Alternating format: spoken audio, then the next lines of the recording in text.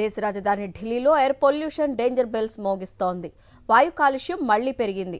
నగరంలోని పలు ప్రాంతాల్లో వాయు కాలుష్యం స్థాయిలు అకస్మాత్తుగా పెరిగాయి. గాలి నాణ్యతా సూచి AQI 500 మార్కును దాటింది.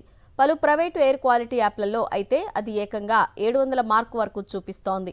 దీంతో ఢిల్లీ ప్రభుత్వం ఎయిర్ ఎమర్జెన్సీ ప్రకటించింది. గ్రాఫ్ 4 చర్యలు అమలు చేస్తోంది. కాలుష్య కారక వాహనాలపై నిషేధం విధించింది.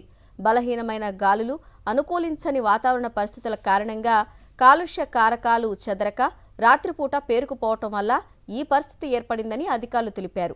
ప్రజలు ఇళ్లల్లోనే ఉండాలని, అత్యవసరమైతే తప్ప బయటకు రావద్దని హెచ్చరించారు. దేశ రాజధాని ఢిల్లీలో ఎయిర్ పొల్యూషన్ డేంజర్ బెల్స్ మోగిస్తోంది.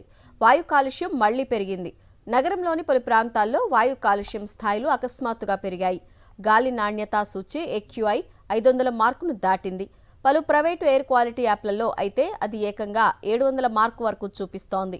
దీంతో ఢిల్లీ ప్రభుత్వం ఎయిర్ ఎమర్జెన్సీ ప్రకటించింది. గ్రాఫ్ 4 చర్యలు అమలు చేస్తోంది.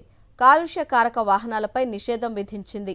బలహీనమైన గాలులు, అనుకూలించని వాతావరణ పరిస్థితుల కారణంగా కాలుష్య కారకాలు చెదరక రాత్రిపూట పేరుకుపోవటం వల్ల ఈ పరిస్థితి ఏర్పడిందని అధికారులు తెలిపారు. ప్రజలు ఇళ్లల్లోనే ఉండాలని, అత్యవసరమైతే తప్ప బయటకు రావద్దని హెచ్చరించారు.